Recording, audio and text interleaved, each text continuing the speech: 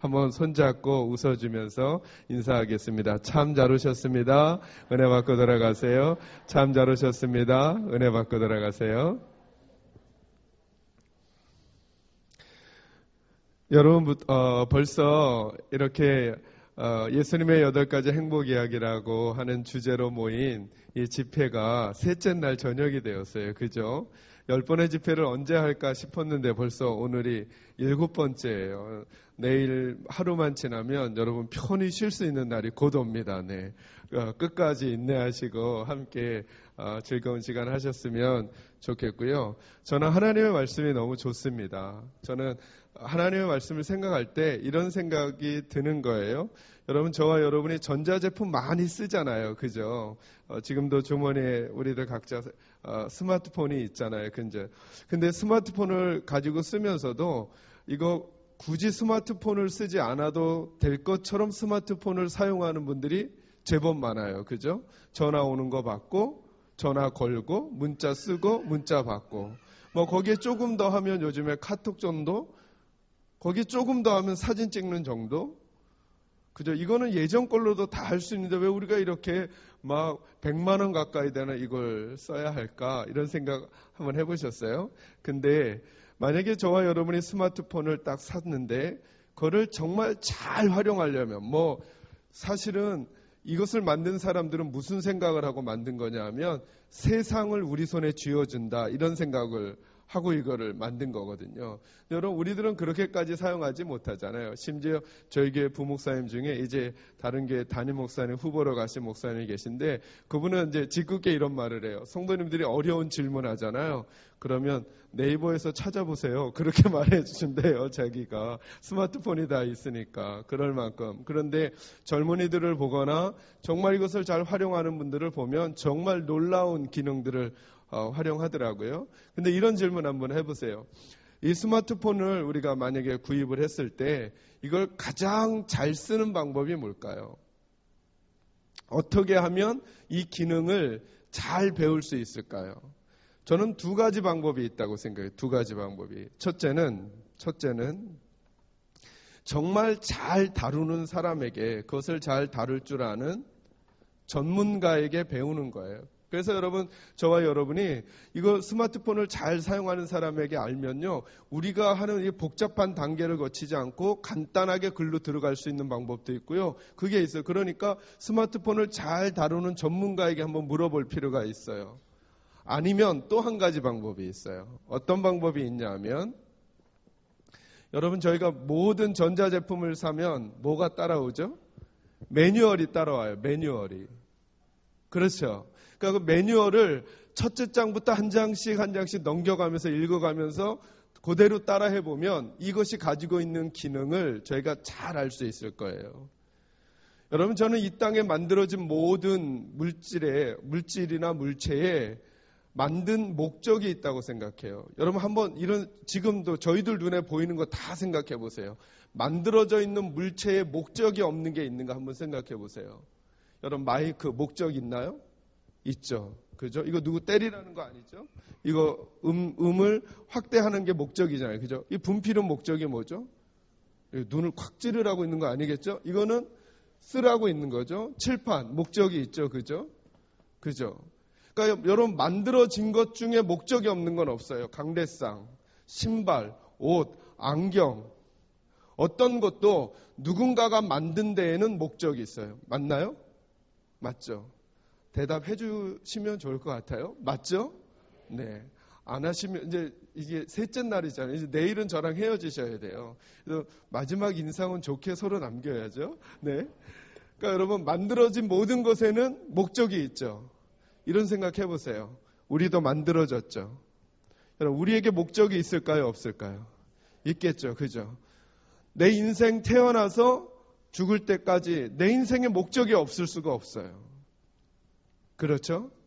맞아요. 부모님들은 가끔 그래요. 저희 부목사님이 애가 4인 분이 있어요. 4. 그러니까 저희 교회 올 때 3이었어요. 그랬더니 갑자기 딸이 3이거든요. 큰 딸 하나 있고 둘째 딸을 또 낳았는데 걔네는 또 쌍둥이에요.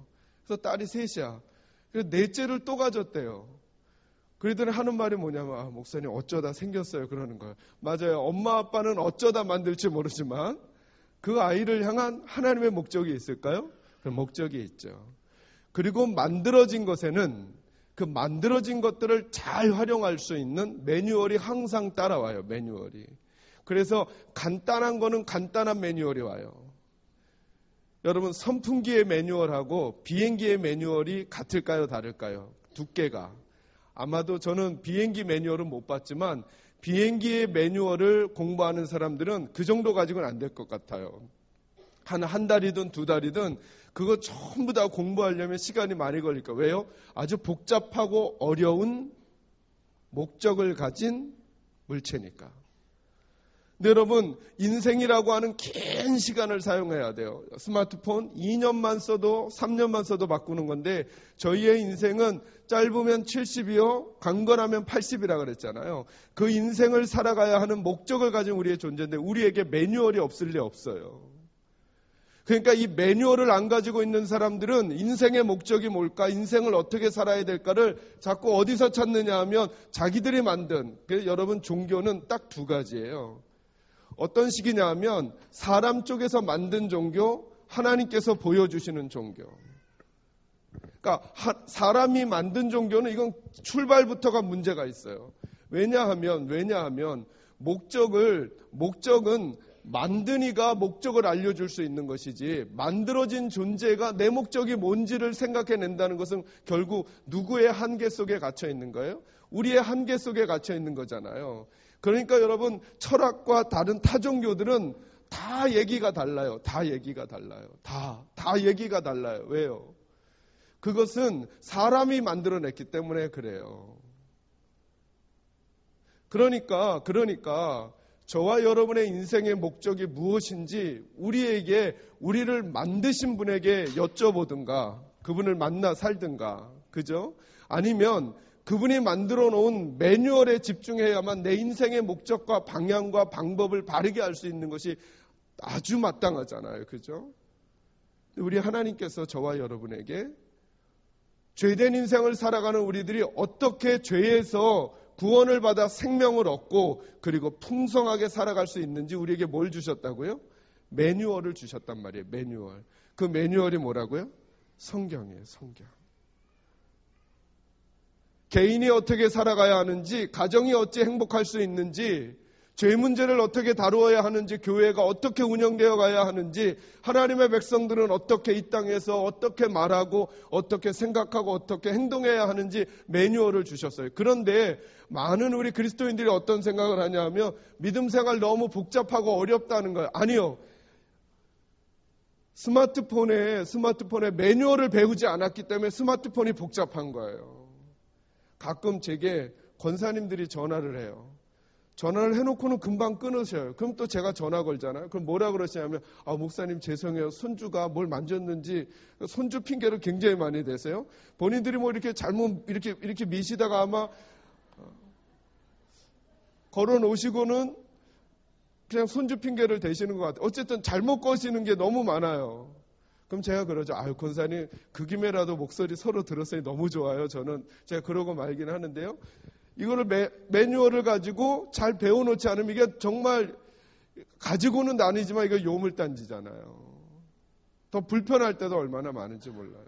저는 처음에 지금은 조금 약간 익숙해졌어요.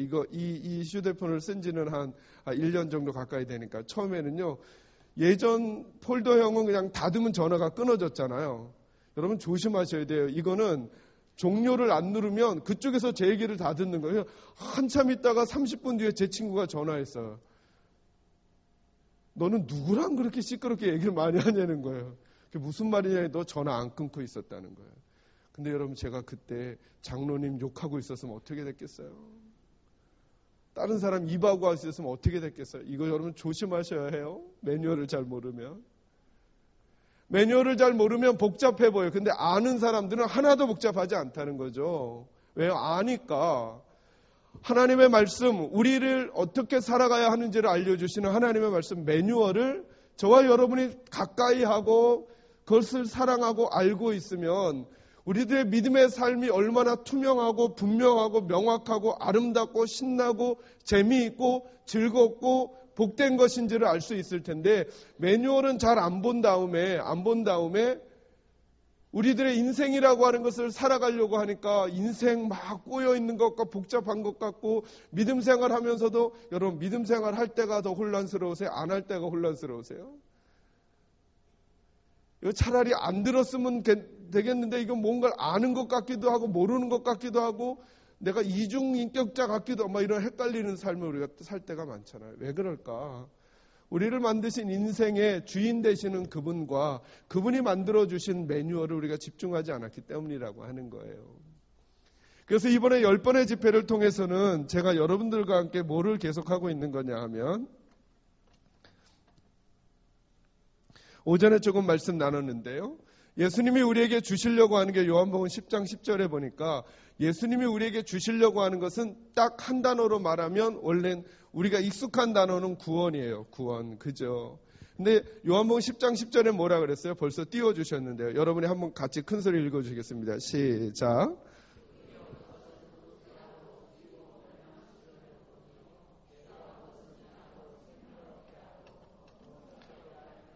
네, 뭐라고 말씀하셨죠? 내가 온 것은 양으로 뭘 얻게 하고요? 그러니까 여러분, 구원이라고 하는 것은 잠시 뒤에 좀 더 설명할 텐데요. 생명을 얻는 것과 또 한 가지 뭐가 있다고요? 풍성하게 얻는 거예요. 풍성하게. 이걸 우리 낙원교회가 쓰고 있는 용어와 또 제가 좋아하는 용어로 연결하면 이 두 단어를 또 다른 우리가 익숙한 단어로 바꾸면 행복으로 바꿀 수 있단 말이죠. 내일 저녁에 이 얘기를 조금 더 해드릴 거예요. 그러니까 하나님이 우리를 구원하시려고 하시는 거예요. 이게 무슨 말이죠? 우리를 위해서 원래부터 목적하셨던 목적의 삶을 사는 게 구원의 삶이거든요. 그걸 두 가지로 푼 게 생명과 풍성함이에요. 오늘 인류의 문제는 이 두 가지라는 거예요. 생명이 없다는 거예요. 죄 때문에 생명 없는 인생을 살아가고, 또 한 가지는 그 결과로 풍성하지 못한 삶을 산다는 거예요. 그러니까 하나님께서 낙원교회와 이곳에 계신 여러분들, 그리고 저를 향해서 하나님이 꿈꾸시는 게 뭐냐 하면, 죄에서 구원받아 생명을 얻고 생명을 얻은 하나님의 백성답게 풍성함을 누리며 살아가라는 거예요. 한 단어로 바꾸면 예수 믿고 행복해지시라는 거예요. 저는 여러분들이 예수 믿고 행복해지시기를 주의 이름으로 축원합니다. 낙원교회가 행복한 교회가 되기를 주의 이름으로 축원합니다. 그러려면 말씀이라고 하는 것을 하나님께서 우리에게 주신 목적을 생각해 보면, 하나님께서 주셨잖아요. 그러니까 여러분, 말씀은 들려와야 하는 것이지 내가 만들어내는 게 아니에요. 그래서 여러분, 기도도 두 가지로 나눌 수 있어요. 하나는 내가 말하는 기도가 있어요. 말하는 기도. 저와 여러분은 이 기도는 익숙해요. 말하는 기도, 이건 누구에게서 가는 거예요? 나에게서 가는 거잖아요. 그죠? 내가 필요한 거 내가 막 하고. 제가 이번에 계속 여러분의 생각을 좀 바꿔드리려고 하고 있잖아요. 그런데 내 쪽에서 하나님께로 간 것만 가지고는 우리가 힘을 낼 수 없어요. 항상 성경을 보니까 어떤 사람들이 능력 있는 삶을 사느냐 하면, 내 쪽에서 하나님께 간 게 아니라 하나님으로부터 내게 온 게 있는 사람들이 힘을 얻어요. 여러분, 기도가 재미있으세요? 재미없으세요? 머뭇거리는 거 보니까 답이 나온 거예요. 기도가 재미있으세요? 재미없으세요? 지금 말하면 늦었어요, 어차피. 네. 왜 기도가 재미없을까요? 만약에 그렇게 된다는 건 아니겠지만, 만약에 기도할 때마다 하나님이 그때 바로 응답을 주시는 거예요. 그럼 기도가 재밌을까요? 안 재밌을까요? 기도가 재미없는 이유가 뭘까요? 나는 했는데 받는 게 없다라고 생각하고 있기 때문에 기도가 재미없는 거예요. 여러분, 예배가 재밌어요? 재미없어요?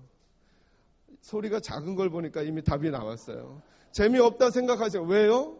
내가 정말로 내게 필요한 말씀을 그 시간에 못 들었다 생각하는 거예요. 나를 바꾸는 말씀을 듣지 못했다라고 생각하니까 예배를 의무감에 드리기는 하지만, 그러니까 의무감에 드리니까 내 쪽에서는 간 거예요. 그런데 하나님 쪽에서는 온 게 없다고 느껴지니까 예배가 힘이 없어지는 거예요. 여러분 생각해 보세요. 예배를 드리면 예배를 드릴 때마다 하나님이 내게 뭔가를 던져주시는 거예요. 마음이 막 뜨거워지고 벅차고 눈물이 나고 감격이 되고 용기가 생기고 힘이 나고 보지 못했던 걸 볼 수 있는 눈이 생기고 막 이러면 여러분 예배가 재밌을까요? 재밌겠죠. 그래서 여러분 기도도 말하는 기도가 있는가 하면 또 하나의 기도는 어떤 기도냐면 듣는 기도가 있어요. 듣는 기도. 이게 무슨 말이냐 하면 여러분 그래서 기도할 때 이런 습관을 한번 훈련해 보세요. 하나님께 여러분의 기도 제목 가지고 많이 기도하셨잖아요. 그러면 한 5분에서 10분 동안은 입을 닫으셔요. 왜요? 이젠 듣는 시간이에요. 누구로부터요? 하나님께로부터. 하나님, 저는 이 문제가 이렇다고 생각합니다. 이 문제는 이렇다고 생각합니다. 제겐 이게 필요하다고 생각합니다. 제겐 이런 아픔이 있습니다. 하나님 도움이 필요합니다. 그런데 하나님은 제게 뭐라고 말씀하시고 싶으십니까? 라고 5분에서 10분 정도 한번 들으려고 한번 해보세요. 근데 우리가 막 말해놓고 이제 하나님의 말씀하려고 하는데 아멘 하고 걸어나가고 있는 거예요. 야, 잠깐만 했는데 듣지도 않고 그냥 집으로 가버리는 거예요. 그러니까 했다라고 하는 내 공로는 남았는데 날 만져주신 하나님의 은혜가 없는 거예요. 우리는 오직 은혜로만 사는 사람들이거든요. 여러분, 은혜의 정의는 뭐냐 하면 은혜의 정의는 하나님이 해주신 일, 이게 은혜인 거예요. 우리는 이런 생각만 하잖아요. 거저 주신 것. 아니요. 조금 더 넓게 생각하셔요. 하나님이 해주신 건 다 은혜예요. 하나님이 해주신 건. 그래서 심지어 시편 기자는 뭐라고까지 말하느냐 하면 내일 낮에 다룰 주제이긴 하지만 내가 고난당한 것조차도 내게 유익이다. 이게 무슨 말이죠? 내가 고난당한 것도 은혜가 된다는 거예요. 왜? 하나님이 허락하신 거라면 그것도 분명히 내게 은혜일 거라는 거예요. 은혜의 정의는 공짜로 얻는 것, 이건 기본적인 베이스고요. 더 넓은 의미로는 뭐냐면 하나님이 해주신 일은 내게 다 은혜가 될 거예요. 그러니까 우리는 그 은혜로만 살아요. 하나님께서 내게 해주시는 일이 있어야 돼요. 근데 여러분 한번 보세요. 말씀도 마찬가지예요. 말씀도. 하나님이 내게 던져주시는 게 있어야 돼요. 여러분 1,000번째 그 제사를 드린 사람이 누구죠? 솔로몬이죠. 솔로몬. 그죠? 그 솔로몬이 1,000번째를 드리고 난 다음에 하나님이 솔로몬에게 주신 선물이 있어요. 그죠? 그러니까 꼭 받는 게 있다는 거죠. 그 받은 게 뭐죠? 지혜라는 말을 여러분 나중에 그 본문을 성경을 다시 찾아 읽어보세요. 그 지혜라는 말의 원래 의미가 뭐냐 하면 듣는 마음이에요. 어떤 마음이요? 듣는 마음. 여러분 들려지는 게 얼마나 복인지 몰라요. 들려지는 게. 그러니까 여러분에게서 깨달아진 말 말고요. 하나님이 던져주신 들려진 말씀이 있어야 돼요. 이 말씀을 들은 사람은 말이 달라져요. 어디서 본 거 말고요. 누군가에게서 이렇게 전달받은 거 말고요. 저와 여러분에게 들려지는 이 말을 귀로만 들려지는 걸 생각하셔서는 안 돼요. 여러분 성령 하나님은 이미 어디에 계신다고요? 우리 안에. 그러니까 어디서 많이 말씀이 성령의 음성이 들려요? 우리 안에서 많이 들려와요. 그럼 여러분 이런 생각하실 수 있어야 해요. 목사님 그게 내 생각인지 성령의 음성인지 어떻게 알아요? 그죠? 내 생각인지 성령의 음성인지 어떻게 알아요? 맞아요, 여러분. 꼭 그 생각하셔야 돼요. 그래서 내 안에서 성령의 음성이 많이 들려오려면 이 원칙이 있어요. 여러분 예수님이 이렇게 말씀하셨잖아요. 나도 자의로, 나도 내 마음대로 말하지 않는다. 나는 아버지께 듣고 본 말을 너희에게 말한다. 이렇게 말씀하시잖아요. 그러니까 예수님은 자기 마음대로 말씀하신 게 아니라 하나님께로부터 받은 말씀들을 해주신 거예요. 여러분 성령님은 누구의 영이죠? 하나님의 영, 예수님의 영이에요. 그러니까 성령님도 자의로 역사하지 않아요. 그분은. 그래서 그분의 별명이 진리의 성령이라고 그랬잖아요. 저와 여러분 속에 하나님의 말씀이 많이 담겨져 있으면 있을수록 저와 여러분이 깨닫고 저희들 안에서 들려오는 음성이 하나님의 말씀하고 자꾸 일치되는 거예요. 하나 더 말씀을 드리면요. 여러분 우리가 가끔 어떤 분을 가리켜서 영적인 분이다 이렇게 말하잖아요. 그죠? 아우 그 권사님은 참 영적인 분이야. 어떤 분이 영적인 분이죠? 제 이 말을 듣는 순간 어떤 느낌이 생각나죠? 그분은 참 영적인 분이야. 어떤 느낌이 나셨어요? 뭐가 영적인 걸까요? 뭐가? 어떤 게 영적인 걸까요? 여러분, 영적이라고 하는 것은 누구를 닮았다는 거예요? 하나님을 닮았다는 거예요. 영적이라고 하는 것은 예수님을 닮았다라는 거예요. 근데 우리에게 영적이라고 하는 것은 자꾸 어떤 느낌으로 오냐 하면 희한한 걸 맞추거나 희한한 걸 알거나 희한한 얘기를 하거나 이러면 영적이라고 생각해요. 아니요. 영적이라고 하는 것은 뭐냐 하면 하나님하고 가깝다는 거예요. 하나님하고 가까운 사람의 특징이 있어요. 그 사람을 만나면 선명해져요. 그분과 대화를 나누면 명확해져요. 그분과 대화를 나누면 깨끗해져요. 그분과 대화를 나누면 분명해지는 거예요. 왜 그럴까요? 그가 하나님의 마음과 가깝기 때문에 그런 거예요. 그러니 저와 여러분이 하나님의 마음과 가까워지려면 하나님의 마음이 담겨져 있는 매뉴얼과 가까워야 하는 거예요. 그죠? 이 성경책 안에 하나님의 마음이 담겨져 있는 거예요. 그러니 저희가 성경을 공부하고 그 얘기하면 시간이 많이 가니까 그건 내일 낮에 할게요. 성경을 공부하고 말씀을 들을 때마다 무슨 생각을 하냐면 하나님이 성경을 주신 이유가 우리에게 매뉴얼을 주신 거잖아요. 그러니까 우리 속에서 내 생각을 끄집어내고 하나님의 생각을 넣는 이 일을 계속해야 한다는 거예요. 행동을 바꾸려고 하기 전에 오늘도 목사님과 식사하면서 계속 그런 얘기 했어요. 여러분 이 구절을 한번 찾아보실래요? 여러분 본문 말씀 표시하시고 요한복음 14장에 성경을 직접 찾으셔요. 여러분 찾으셔서 요한복음 14장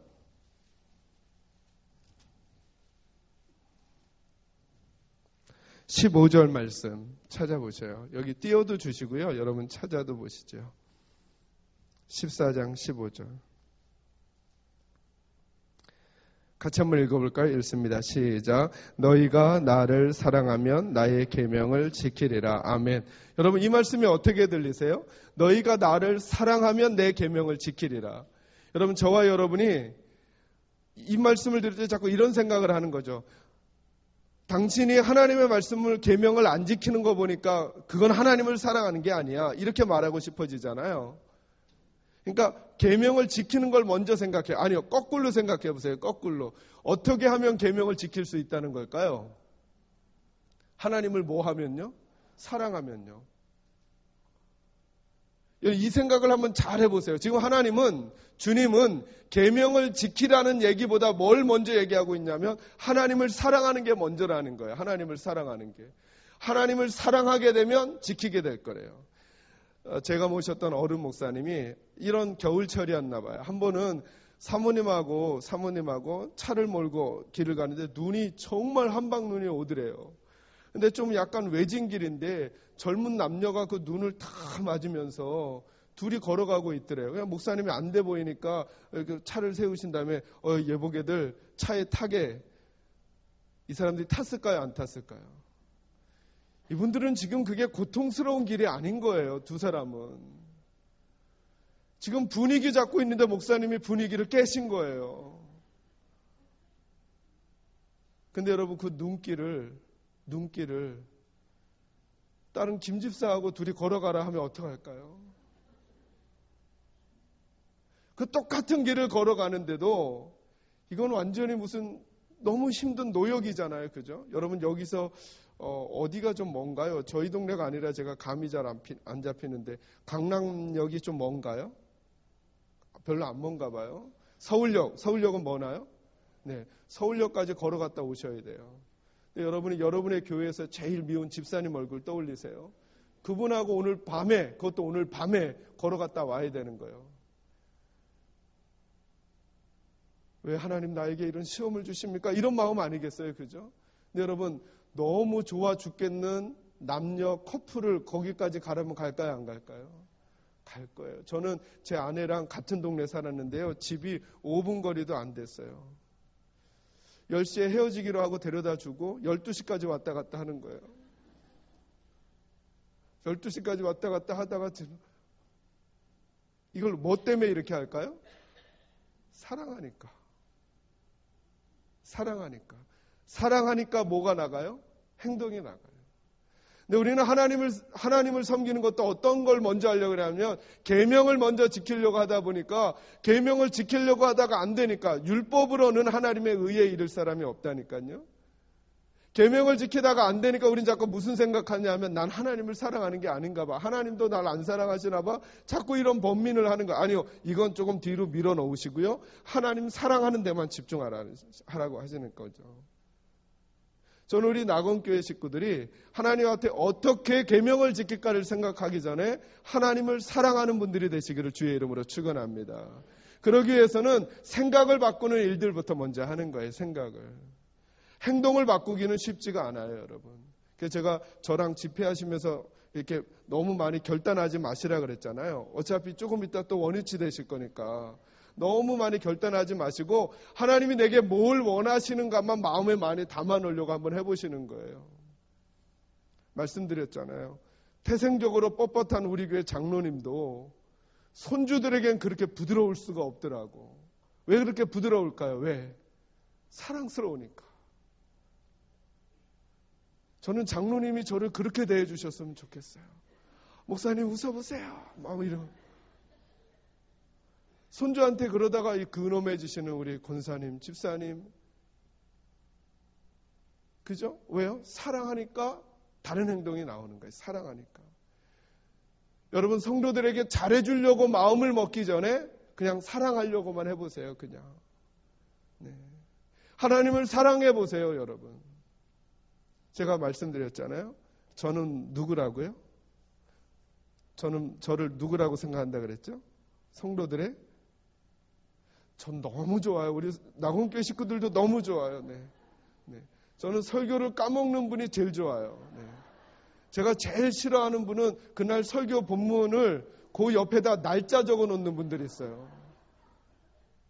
그래 놓고 사실 내용도 잘 모르면서 다음에 그 부분 설교가 되면 그거 하셨던 건데 뭐 이러려고 하는 분, 절대 그런 분, 제가 그런 분 봤거든요. 예전에 제가 섬겼던 교회 어느 그 분이 계셨어요. 뭘 적나 했더니 내용을 적는 게 아니라 날짜를 거기다 적어 놓는 거. 몇 월 며칠 오후 예배. 그럴 필요 없어요. 저는 제일 좋아하는 분이 자꾸 까먹어 주시는 분들. 제가 뭐라 그랬죠? 저는 성도님들의 서비스맨이라 그랬어요. 서비스맨. 여러분도 서로에게 서비스맨이에요. 서비스맨. 제가 왜 성도들의 서비스맨이 되기를 원할까요? 하나님이 여러분들을 사랑하시니까 저도 여러분을 사랑해야죠. 제가 여러분을 사랑하려고 하니까 어떻게든 여러분들에게 좋은 마음과 좋은 태도와 좋은 것을 전해드리고 싶은 거예요. 저는 우리 낙원교회 식구들이 서로가 서로에게 서비스맨이 되시기를 주의 이름으로 축원합니다. 그러기 위해서 뭘 자꾸 바꿔가셔야 되느냐 하면 내 생각을 끄집어내고 하나님의 생각을 넣는 거예요. 이제 말씀을 한 군데 찾아보겠습니다. 마가복음 4장 35절에서 41절입니다. 띄워주지 마시고 우리 성도님들이 직접 찾겠습니다. 마가복음 4장 35절에서 41절 말씀. 방송실에서는 준비만 해놓았다가요. 제가 말씀드리는 9절에서만 보여주시면 되겠습니다. 말씀을 찾으셨으면 35절에서 41절인데요. 제가 한 절 여러분들의 한 절 번갈아 가면서 읽겠습니다. 그날 저물 때에 제자들에게 이르시되 우리가 저편으로 건너가자 하시니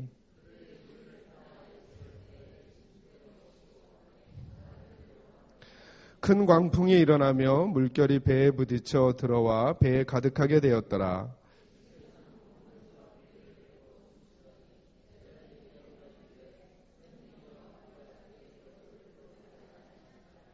예수께서 깨어 바람을 꾸짖으시며 바다더러 이르시되 잠잠하라 고요하라 하시니 바람이 그치고 아주 잔잔하여지더라.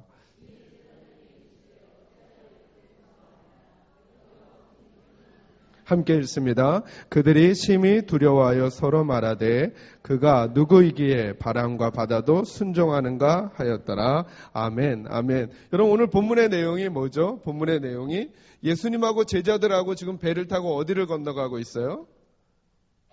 대답 안 해주셔요. 어디를 건너가고 계세요? 바다를 건너가고 계시죠. 그죠? 근데 예수님은 뭐하고 계셔요? 주무시고 계셔요. 그죠? 예수님은 주무시고 계시는 중이세요. 네. 그러니까 제자들만 깨어 있는 거예요. 제자들만. 제가 지난 첫날도 그런 말씀드렸죠. 항상 예수님이 안 계시면 문제가 생겨요. 항상. 물론 이 본문이 그것까지 다 얘기하려고 하는 건 아니에요. 저는 늘 생각해 보면 그래요. 항상 예수님이 빠져나가면 문제가 생겨요. 네. 항상. 반대로 예수님만 계시면 문제가 해결돼요. 네. 가나의 혼인잔치에서도 포도주가 떨어졌지만 너무너무 다행인 것은 그곳에 누가 계셔요? 예수님이 계신다는 사실. 저와 여러분의 인생에도 예수님 빠져나가면 우리에게 문제가 생겨요. 왜냐하면 예수님은 우리의 뭐라고요? 포도나무시고 우리는 뭐라고요? 가지예요. 가지. 그러니까 가지는 나무를 떠나서는 살 수 없는 거예요. 나무를 떠나서는. 여러분 가지의 목적이 뭘까요? 가지의 목적이 열매를 맺는 것. 맞아요. 그러나 한 번 더 생각해 보세요. 열매는 가지가 맺을까요? 나무가 맺을까요? 나무가 맺겠죠. 그죠? 여러분은 나무예요? 가지예요? 그러니까 여러분이 할 일은 뭐예요? 이걸 어찌 대답을 해야 하시나 고민이 되시죠? 다시 한번 여러분이 말씀하신 거니까 여러분이 정리해 주세요. 예수님은 나무시죠. 우리는 가지예요. 그죠? 가지의 목적은 뭐예요? 열매를 맺는 거예요. 열매는 누가 맺어요? 가지가 맺어요? 나무가 맺어요? 나무가. 그죠? 그럼 가지에 할 일은 뭐예요? 나무에 붙어 있는 거죠. 그러니까 저와 여러분은 내게 열매가 있는가 없는가에 신경을 쓰는 게 아니라 뭘 자꾸 점검해야 돼요? 내가 예수님에게 붙어 있는가? 우린 자꾸 열매를 내가 맺으려고 그래요. 내가 봉사해요? 내가 노력해요? 내가 애써요.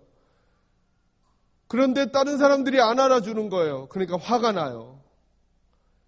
그래서 그 일을 하기 전보다 더 나쁜 태도를 보여요.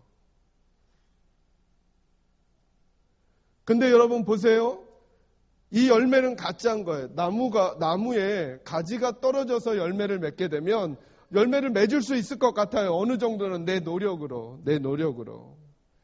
그러나 나무에 떨어진 가지는 죽어 있기 때문에 생명력이 없기 때문에 나무로부터 양분이 나오지 않기 때문에 언제인가 시간이 조금 지나고 나면 여기에 있는 열매는 점점점 시들어 버릴 것이고 그리고 악취를 낼 것이고 그것 때문에 여러분이 속한 공동체나 부서에 더 악영향을 미칠 수 있어요. 여러분 열매는 나무가 맺는 거예요. 그러니까 이렇게 묻는 게 아니에요. 나는 어떤 열매를 맺고 있는가? 여러분 심지어 제가 저희 교회 성도님들하고 부흥회를 했던 주제에 성령의 열매가 있는데요. 여러분 성령의 열매가 몇 가지죠?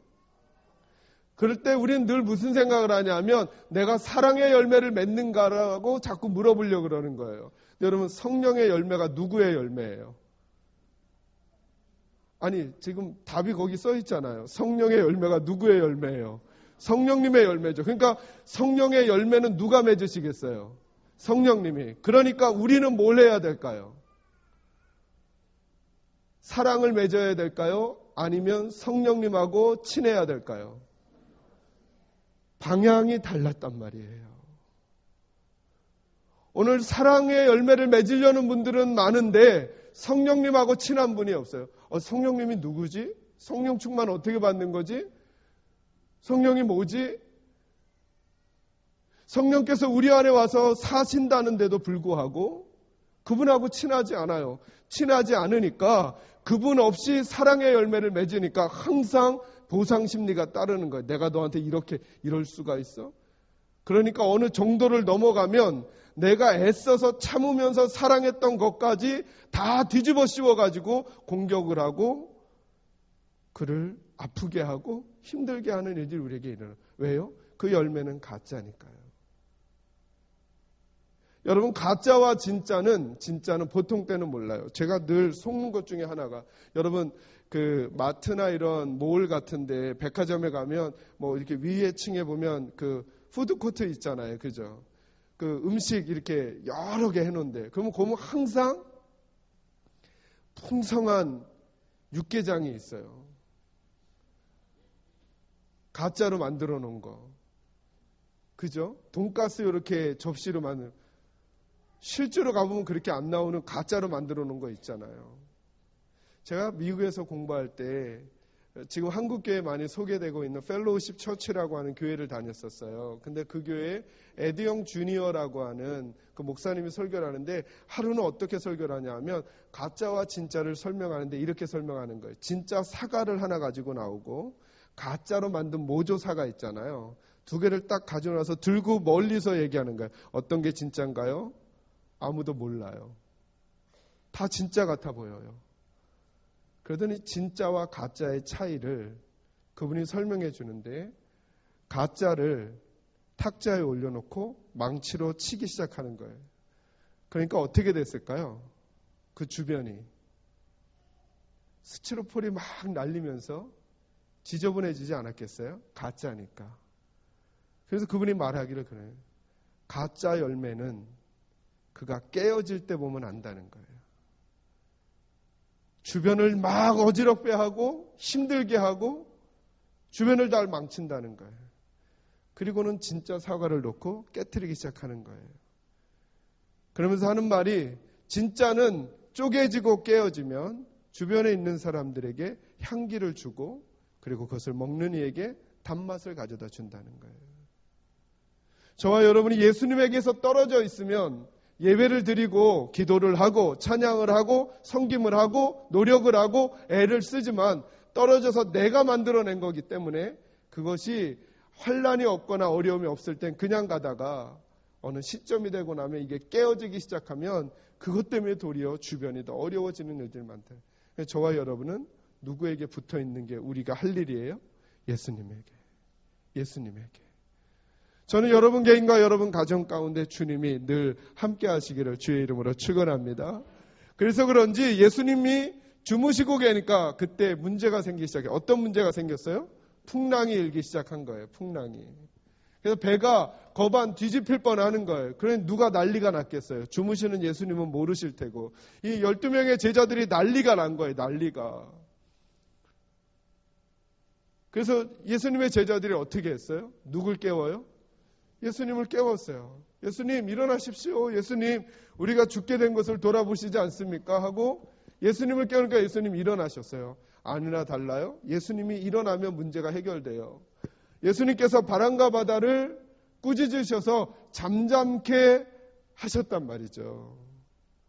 그러면 오늘 본문도 여기서 끝나야 돼요. 와, 끝났다. 그런데 그 다음 본문 때문에 문제가 생겨요. 어디냐 하면 우리 40절 말씀 여러분이 한번 찾아서 읽으실까요? 40절 같이 읽습니다. 시작. 이에 제자들에게 이르시되 어찌하여 이렇게 무서워하느냐?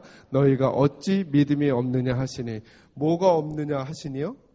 여러분, 저와 여러분이 하나님께 들을 수 있는 책망 중에 제일 속상한 책망이 뭘까요? 넌 왜 이렇게 키가 작아? 넌 왜 이렇게 키가 커? 왜 이렇게 몸이 뚱뚱해? 왜 얇아? 왜 이렇게 머리숱이 없어? 뭐 이런 거, 이거는 부끄러운 책망이 하나도 아니에요. 제일 책망이 뭘까요? 하나님이 저보고 그러는 거예요. 넌 목사가 왜 이렇게 믿음이 없냐? 이것처럼 상처가 되는 책망이 어디 있어요? 그죠? 제자들에게 뭐라고 꾸짖으셨냐면 어찌하여 이렇게 무서워하냐? 너희가 어찌 무엇이 없느냐? 믿음이 없네요. 저는 이 본문을 읽는데 이해가 잘 안 됐어요. 왜 안 됐냐 하면 여러분 보시기에 제가 착해 보이지 않으세요? 그냥 그렇다고 해주세요. 어차피 뭐 제 마음대로 말할 건데요. 네. 저라면 이렇게 쓸 것 같아요. 저라면 제가 예수님이었다면 제가 자고 있는 사이에 배가 뒤집힐 만한 바람이 불고 풍랑이 인 거예요. 제자들이 너무 두려워 떠는데 저를 깨운 거예요. 그럼 저라면 이렇게 했을 것 같아요. 얘들아 놀랬지? 걱정하지 마. 내가 해결해 줄게. 그리고 바람과 바다를 잔잔케 한 다음에 너네 얼마나 놀랬니? 걱정하지 마. 이제 괜찮을 거야. 마음을 안정시키고 그 여행을 계속 하지 않았을까요? 근데 우리 예수님은 왜 놀란 가슴으로 놀라고 힘들어하고 있을 제자들에게 다시 꾸짖으시냔 말이죠. 여기가 놓치지 말아야 할 키포인트예요. 여러분 성경을 읽으시다가 항상 예수님께서는 우리의 생각을 바꾸실 분이거든요. 믿음이 뭐라 그랬죠? 믿음이란 내 생각을 끄집어내고 하나님의 생각을 집어넣는 거예요. 그러니까 예수님은 지금도 여기에서 믿음이 무엇인지를 말해주고 싶어 하시는 거예요. 그러니까 여러분 찾아보셔야 돼요. 도대체 제자들이 보여준 믿음 없는 행동이 뭐죠? 여러분 우리에게 환난과 역경이 찾아오면 어떻게 해야 돼요? 누구에게 나아가야 돼요? 여기 보세요. 지금 제자들은 바람이 불고 풍랑이니까 누구를 깨워요? 적어도 이들은 이렇게 하진 않잖아요. 야, 우리가 물 퍼내자. 이걸로만 해결하려고 하지 않잖아요. 여러분 오늘 이 자리에 계신 우리 식구들 중에도 얼마나 많은 분들이 가정과 개인과 가족과 아이들과 생업의 문제 때문에 어려움을 당할 때 하나님 앞에 기도로 전심으로 나아가기보다는 어떻게 하면 내 힘으로 할까? 그래서 오늘날 기도하지 않는 그리스도인들이 얼마나 많아요. 적어도 제자들이 예수님을 깨웠다라고 하는 건 예수님만이 도와줄 수 있다는 생각을 하고 깨운 것 아니겠어요? 그죠? 여러분 이게 믿음 없는 건가요? 믿음 있는 건가요? 우리 수준에서 얘기하자는 거예요. 이게 믿음 있어요? 없어요? 적어도 저와 여러분보단 나은 것 같아요. 그러지 않나요? 여러분 배가 뒤집히려고 하는데 무서워하는 게 당연한 거 아니에요? 여러분 입장 바꿔 예수님이 우리 입장이 좀 돼보세요 뭐 말할 수 있는 거 아니겠어요? 우리 입장 돼보세요. 이게 왜 안 무서운 일이에요? 지금 집안이 무너질 것 같고 사업이 망할 것 같고 부도가 날 것 같고 내 생명이 끝이 날 것 같고 그런데 어찌 무서워하지 않을 무서워하는 것조차 뭐가 죄가 되겠어요? 그러나 그 무서운 상황에서 제자들은 누구를 선택했어요? 적어도 예수님을 선택했잖아요. 그럼 여러분 어떤 게 도대체 믿음이 없는 거예요? 어떤 모습이 제자들에게서 믿음이 없는 거냔 말이죠. 만약에 제자들이 이런 것 때문에 책망을 받았다면 우리들 중에 누구도 책망 안 받을 사람은 없을 것 같아요. 그러면 이제 예수님 입장에서 믿음이 뭔지를 한번 들어보려고요. 예수님이 지금 이렇게 말씀하시는 건 아닐까요? 너희들이 우리 인생의 주님이라고 하는 내가 그 바람이 불고 풍랑이 일고 파도가 치고 배가 뒤집히려고 하는 그때에 나는 뭘 하고 있더냐 이렇게 물으시는 거죠. 예수님은 뭐 하고 계셔요? 이 배의 주인은 제자들이 아니라 주님이신데 그 주님이 바람이 불고 파도가 치고 배가 뒤집히려고 하는 그 상황에 뭐 하고 계신다고요? 주무시고 계셔요. 그러니까 예수님은 뭐라고 하시는 걸까요? 그러니 너희도 뭐 하라는 걸까요? 그냥 자. 여러분 이해되세요? 여러분 우리가 보기에는 우리 가정이 바람이 불고 풍랑이 일고 파도가 쳐서 뒤집힐 것 같지만 주님은 이렇게 말씀하시는 거예요. 너희가 정말 나를 너희 가정의 주인이라고 생각하느냐? 네 인생의 주인이라고 생각하느냐? 너희가 낙원교회의 주인이 나라고 생각하느냐? 그렇다면 내가 건재하다면 너희와 너희 가정과 너희 교회도 건재할 것이라고 너희가 생각해야 되지 않겠냐? 내가 생각하는 수준의 믿음은 이거란다. 지금 이 얘기 하시는 거 아닐까요? 내 제자들은 주님이 우리의 주인이시며 이 배의 주인이라고는 하지만 그래서 그 주님은 정작 그 환난 속에서도 바람 속에서도 주무시고 계시는데 본인들만 깨어가지고 더 걱정하고 염려하면서 주님이 하는 대로 하지 않고 있다는 거예요. 곧 믿음이란 뭐냐 하면 믿음이란 예수님이 웃으실 때 나도 웃고 예수님이 우실 때 나도 울고 예수님이 기뻐하실 때 나도 기뻐하고 예수님이 슬퍼하시는 일에는 나도 같이 슬퍼하고 예수님의 발을 동동 구르실 때는 나도 발을 동동 구르고. 근데 여러분 제자들의 삶을 보면 자꾸 예수님하고 엇나가. 예수님은 죽으시러 가겠다는데 자기들은 살겠대요. 여러분 종려주일에 우리는 종려주일에 그 종려나무 가지를 흔들고 호산나 호산나 외치는 사람들의 모습을 보잖아요. 여러분, 종려주일처럼 슬픈 날이 어디 있어요? 여러분, 종려주일에 예수님이 왕으로 가시는 시간인가요? 아니면 죽으러 가시는 건가요? 죽으러 가는데 사람들은 노래를 부르고 있어요. 예수님은 죽으러 예루살렘으로 지금 마지막 죽음의 길을 가고 있는 거예요. 만약에 예수의 마음을 알았던 사람들이라면. 그래서 여러분, 성경이 계속 그렇게 흘러가고 있어요. 겟세마네 동산에서 예수님은 땀방울이 핏방울이 되도록 기도하며 우시는데 제자들은 자고 있어요. 왜요? 믿음이 없는 거예요. 어떤 믿음이요? 예수님이 우실 때 제자들은 안 울어요. 예수님이 걱정하지 말라고 할 때 제자들은 걱정해요. 예수님께서 예루살렘을 바라보시면서 우시는데 제자들은 울지 않아요. 예수님은 한 영혼이 들어올 때 천국에서 잔치를 벌이는데 우리는 신경 쓰지 않아요. 왔다 가든 말든.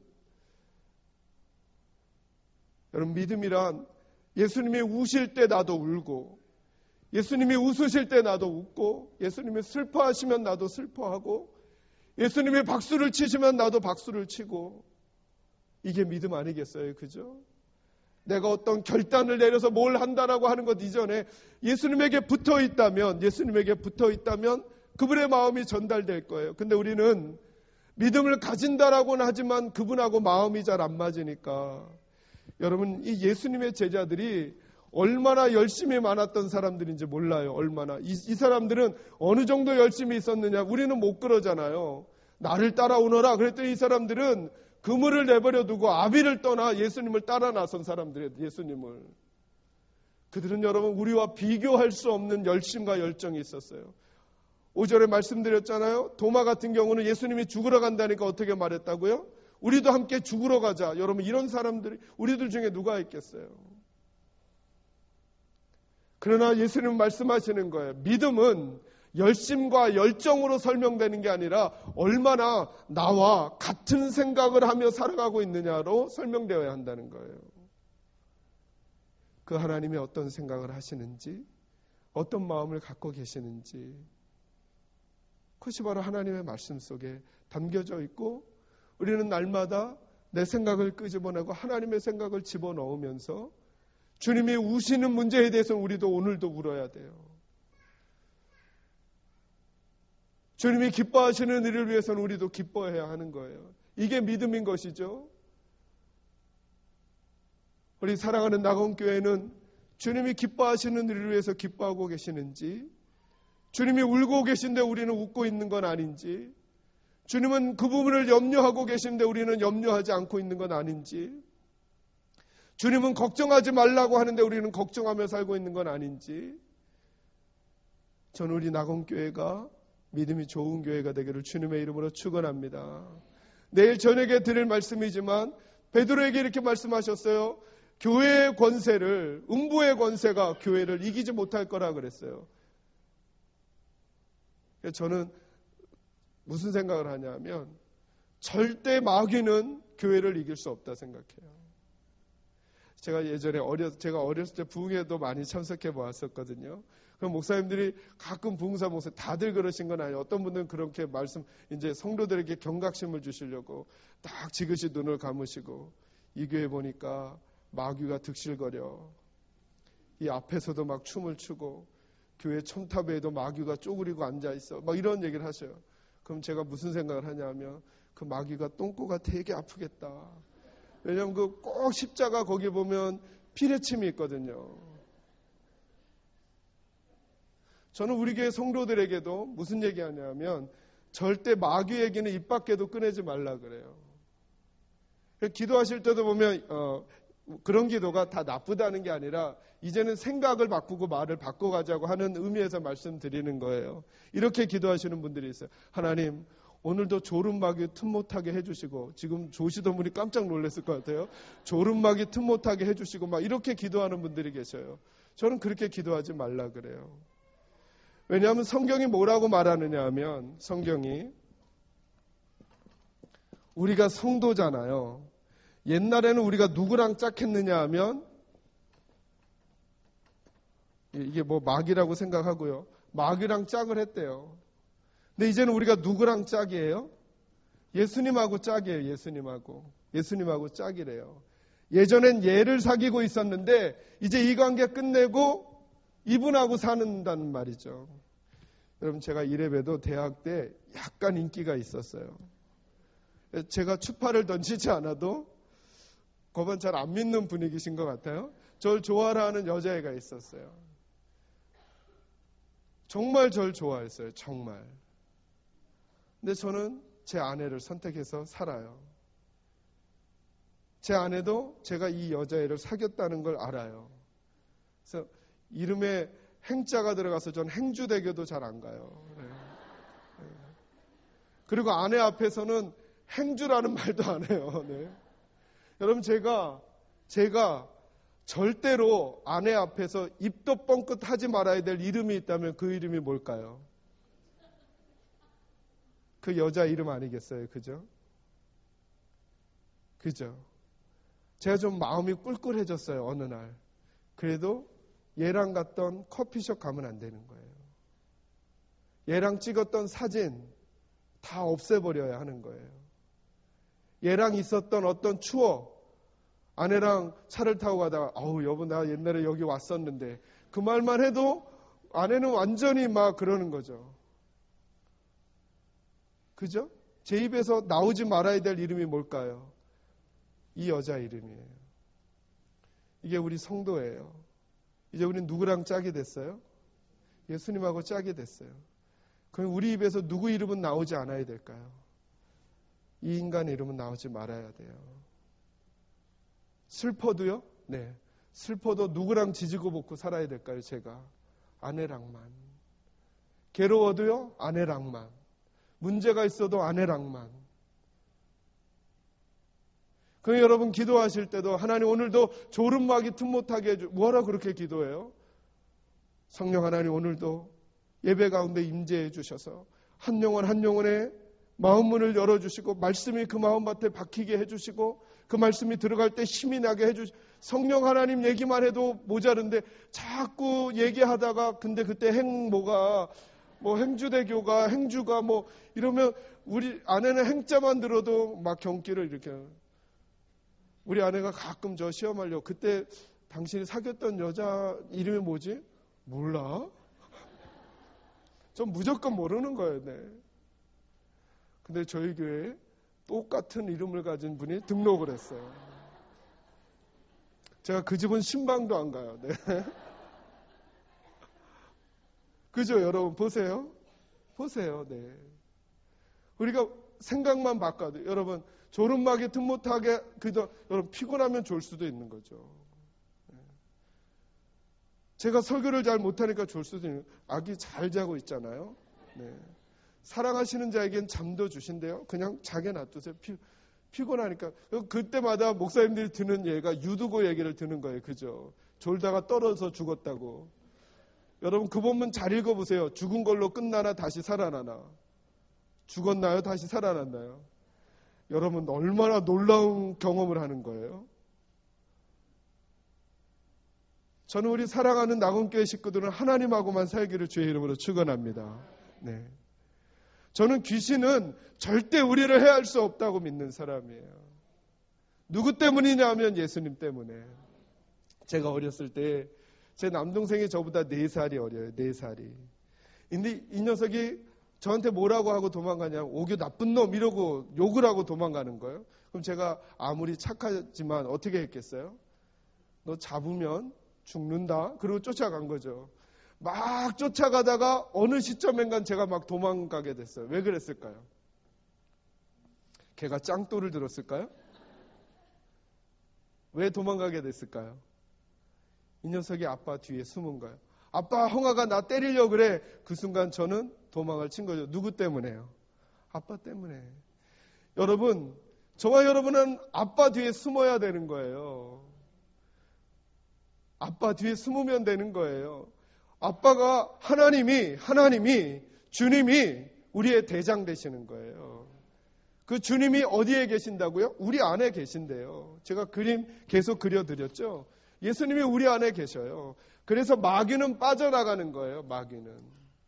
우는 사자와 같이 삼킬 자를 찾겠죠. 네, 삼킬 자를 찾기만 해요. 삼킬 자를 찾기만 해요. 근데 우리들은 예전에 그에게 사로잡혔던 그것 때문에 사자가 으르렁만 해도 겁을 내고 자꾸 뒤로 숨는 거예요. 제가 저희 자녀들하고 서울 대공원에 한번 간 적이 있었어요. 갔는데 좀 한 여름날이었어요. 여름날.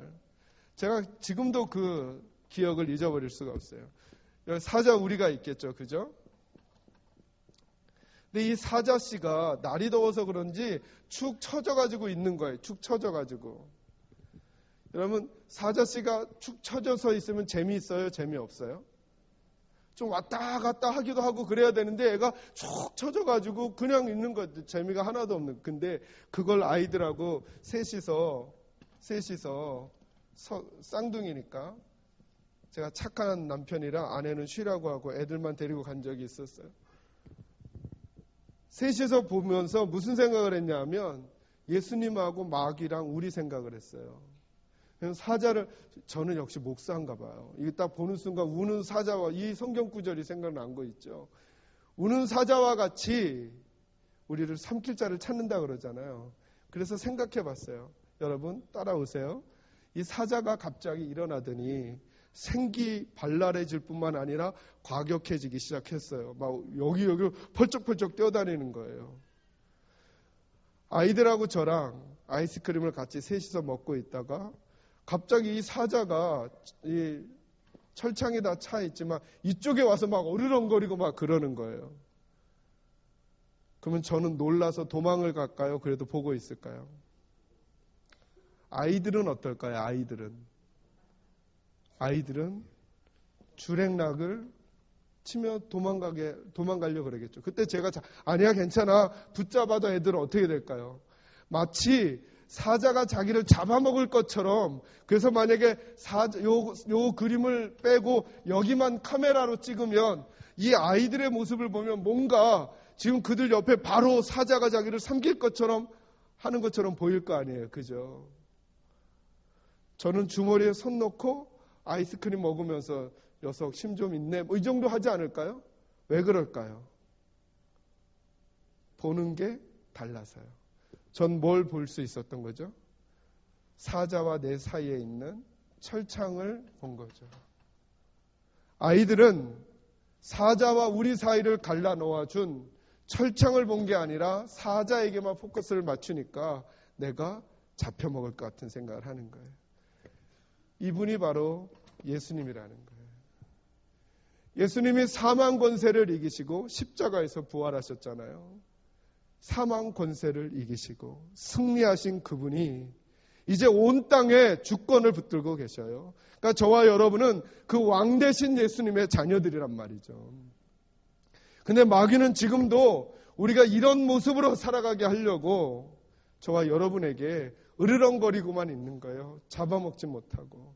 근데 우리 스스로가 마치 잡아먹힐 것처럼 두려워서 자꾸 떨면서 피하고 도망치고 무능력해지고 우울해지고 약해지고 좌절하고 포기하고 그러면서 산다는 거죠. 저는 저와 여러분의 대장 대신 예수에게 초점 맞추며 살아가는 저와 여러분이 되시기를 주의 이름으로 축원합니다. 여러분, 저와 여러분이 나누고 있는 팔복의 말씀은 그 예수님께서 이 땅을 살아가고 있는 주의 백성들이 어떻게 주의 백성답게 살아갈 것인가, 예수의 천국 원리를 우리에게 알려주시는 거예요. 그 첫 번째가 뭐라 그랬죠? 심령이 가난한 자의 복. 그걸 어떻게 요약해 드렸죠? 제가 너무 좋다 그랬죠? 우리 성도님들이. 심령이 가난한 자는 어떤 사람이라고요? 누구 없이 못 살아요? 하나님 없이 못 살아. 그러니까 누구만 바라봐요? 하나님만. 그게 바라봄이에요. 사자 바라보지 말아요. 예수님만 바라봐요. 거기에서 우리에게 안전함과 능력과 힘이 나오는 거예요. 두 번째 행복이 뭐였죠? 애통하는 자. 하나님 없이는 살 수 없다라고 생각하는 사람은 하나님 앞에 나올 때 눈물을 거둘 수가 없는 거예요. 눈물을. 그 눈물을 가진 사람이 하나님의 위로를 받게 될 거예요. 세 번째 행복은 뭐였죠? 네? 어떤 사람이요? 온유한 자의 복. 어떻게 요약해드렸죠? 온유는 부드러움. 눈물을 가진 사람은 거칠 수가 없는 거예요. 거칠 수가. 온유한 것은 힘이 없는 게 아니고 유약한 것이 아니고 하나님 앞에서 부드러워지는 거예요. 이 사람이 천국의 기쁨을 누리게 될 거라는 거예요. 영향력을 갖게 될 거라는 거죠. 네 번째 행복은 뭐였죠? 의에 줄이고 목마른 자. 그래서 그것을 사모함이라고 말씀드렸어요. 하나님을 사모하는 간절함을 가지고 살아가는 사람들. 저는 우리 사랑하는 낙원교회 식구들이 늘 주를 향한 사모함을 갖게 되기를 주의 이름으로 축원합니다. 지난 시간에 배웠던 다섯 번째 행복이 뭐였죠? 긍휼히 여기는 자의 복. 이걸 어떻게 정의해 드렸죠? 따뜻한 사람. 따뜻한 사람. 나는 따뜻한 사람인가? 나는 따뜻한 아빠인가? 따뜻한 아내인가? 따뜻한 어머니인가? 따뜻한 부모인가? 따뜻한 자녀인가? 한번 생각해 보세요. 하나님의 백성으로 거듭난 사람들, 이제 애굽에 속해 있다가 하나님의 나라로 다시 구분된 우리들은 따뜻한 사람들로 살아가야 한다는 거예요. 따뜻한 사람들로. 우리 낙원교회도 따뜻한 교회가 되었으면 좋겠어요. 그죠? 여러분, 따뜻하다는 말만 들어도 무슨 말인지 이해되시잖아요. 그죠? 그렇구나. 따뜻한 사람 되면 좋겠구나. 근데 여러분, 어떻게 해야 따뜻한 사람이 되는가? 어떻게 해야 따뜻한 사람이 되는가?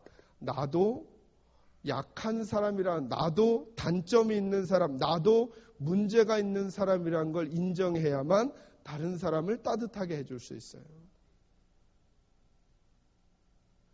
내가 완전하다고 생각하는 사람, 나는 잘한다고 생각하는 사람, 나는 문제 없다고 생각하는 사람은 다른 사람들이 이해가 안 되는 거예요. 그런데 내가 그렇게 고통받아 보고 아파 보고 힘들어 본 사람은 다른 사람을 따뜻한 시선으로 봐줄 수 있어요. 저희 교회 장로님 가정에 자폐증을 겪는 아이가 있어요. 지금 벌써 27 정도 됐어요. 지난주에도 제 방에 들어왔었는데 저랑 어렸을 때 소통하던 그 정도를 지금도 그 정도만 해요. 여러분, 그러니 그 가정이 얼마나 하여튼 제가 강대상에 올라가는 것보다 걔가 강대상에 더 많이 올라가니까. 여러분, 얼마나 가슴 아픈 인생을 사셨겠어요, 그 가정이. 근데 참 놀랍죠. 그 권사님을 통해 자폐를 앓고 있는 가정들이 전도되기 시작하는 거예요. 어떻게 그렇게 될까요? 만약에 그러지 아니한 저와 여러분이 그들에게 접근하면 그들의 고통과 아픔을 이해할 수가 없는 거예요. 근데 그것을 겪고 있었던, 자기도 문제가 있는 그것을 안고 있는 그 권사님이 그들에게는 너무 따뜻하게 다가갈 수 있는 분이 된 거예요. 그러니까 저와 여러분이 다른 분들에게 따뜻한 사람이 되려면 나도 문제가 있는 사람이라. 사실은 문제 많잖아요. 그죠? 우리가 참 문제가 많은 분들이에요. 이게 우리가 안 그런 척하고 있지만 정말 다 문제가 많은 분들이에요. 우리 알려주세요. 옆에 분 손잡고 이렇게 말씀해 줘요. 참 심각한 상태셨군요. 한번 알려주셔야 돼요. 예, 아주 심각한 분들이셨어요. 이번 부흥에 지나도 그 심각한 상태가 별반 나아지지 않을 거예요. 왜냐하면 저와 여러분은 하나님 나라 갈 때까지 다 공사 중이거든요, 여러분. 공사. 왜 우리 남편은, 왜 우리 아내는, 왜 우리 집사님들이 이렇게 안 변화? 공사 중이라 그래요. 공사 중이라. 그러니까 좀 이해해 주셔야 돼요. 여러분, 우리나라는 길을 공사하는 데가 굉장히 많아요. 그죠? 근데 길을 가다가도 좀 길이 좁아지더라도 공사 중이라고 써 있으면 좀 이해하고 넘어가잖아요. 그죠? 저와 여러분 모두 다 공사 중이에요. 다 공사 중이에요. 그래서 좀 실수도 있고 연약함도 있어요. 그러니 나도 공사 중이니까 다른 사람이 뭔가를 좀 실수하고 미흡하더라도 저 공사 중이라 그렇구나. 옆에 분에게 고백하겠습니다. 손잡고. 제가 공사 중이니 조금만 참아주십시오. 얘기해 주세요. 네. 만약에 우리가 그런 마음으로 서로를 대하면 좀 따뜻하게 해줄 수 있단 말이죠. 따뜻하게. 그러니까 예수의 사람들은 내가 공사 중이라는 사실을 인정하면서 다른 사람들을 대해가는 거예요. 그때 따뜻한 공동체가 되는 거죠. 따뜻한 공동체가. 나는 완벽한 것처럼 하니까 다른 사람들을 그렇게 봐줄 수가 없는 거예요. 그리고 오늘 6번째 행복은 다시 마태복음으로 오셔서 8절 말씀을 읽도록 하겠습니다. 8절. 마태복음 5장 8절 읽습니다. 시작. 마음이 청결한 자는 복이 있나니 그들이 하나님을 볼 것이며. 아멘. 어떤 자의 복이죠? 마음이 청결한 사람의 복. 여러분, 이것은 무엇과 관련된 것이냐 하면 이 땅을 살아가는 사람들의 영향력과 관련된 것이에요. 여러분, 제가 미국 가기 전에 몇 해 전에 어떤 일이 있었냐 하면 그 어떤 이문열 씨가 쓴 삼국지라는 책이 정말 이렇게 10만 부 이상 많이 팔린 적이 있었어요. 왜 그랬냐 하면 어떤 고등학교를 졸업하고 서울대를 들어간 아이가 인터뷰를 했는데 어떻게 논술 준비를 했냐고 물으니까 그 책을 읽었다고 한 거예요. 그러니까 막 우르르르 팔린 거예요. 이게 무슨 말이죠? 나름의 영향력이 있는 사람이 말을 하니까 그 말이 힘이 붙는 거예요. 힘이. 여러분, 오늘날 우리 그리스도인들이 이 세상을 살아가면서 하나님 앞에서 영향력을 가져야 하는데, 세상과 하나님 앞에서 그 영향력을 갖는 방법이 청결함이라는 거예요. 청결함. 저는 그래서 이 6번째 행복을 뭐라고 말하느냐 하면 깨끗함이라고 정리해드려요. 깨끗함. 그러니까 뭐 이렇게 물어보는 것이죠. 나는 깨끗한 사람인가? 나는 깨끗한 사람인가? 여러분, 세상은, 여러분, 이것도 예수님께서 우리의 가치를 지금 바꾸시는 거예요. 세상은 어느 때에 영향력이 있다고 생각하느냐 하면 강할 때 영향력이 있다고 생각해요. 강할 때, 힘이 있을 때. 그러나 하나님은 뭐라고 말씀하시느냐 하면 저와 여러분의 청결한 마음에 하나님이 마음을 많이 쓰세요. 청결한 마음에.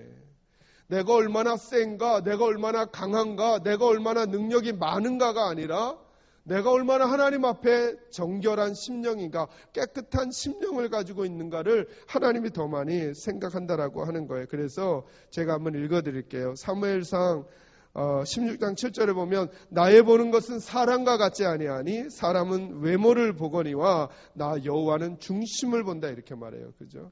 이 말이 뭐냐 하면 외적으로 그가 가지고 있는 능력을 보는 게 아니라 그가 어떤 마음이냐를 먼저 보신다라고 하는 거예요. 예레미야 17장 10절에는 나 여호와는 심장을 살피며 폐부를 시험한다, 이렇게 말씀하세요. 잠언 말씀에는 사람의 행위가 자기 보기에는 깨끗하여도 여호와는 심령을 감찰하신다, 이렇게 말씀하세요. 그러니까 마음이 깨끗한 사람은 단순히 보이는 것만 깨끗하거나 혹은 깨끗한 척을 하는 이가 아니라 하나님이 보시기에 깨끗한 사람을 말하는 거예요. 이게 성도들이 가져야 될 가치라는 거예요. 우리가 마음 써야 될 가치. 그래서 깨끗함이 우리의 능력이 되는 거예요. 여러분, 이 시간에 성경 구절 한 군데 한번 방송실에서 띄워주실까요? 여호수아 3장 5절을 한번 띄워주시죠. 여호수아 3장 5절. 여기 보면 이 본문은 이제 이스라엘 사람들이 어디를 건너가려고 하는 거냐면 요단강을 건너가려고 해요. 여러분, 한번 생각해 보세요. 요단강을 건너가려고 하면 이스라엘 백성들에게, 여호수아와 이스라엘 백성들에게 하나님이 뭐 알려주셔야 될까요? 요단강을 건너가야 되니까. 또 여러분의 표정이 네가 말하세요, 이런 표정이에요.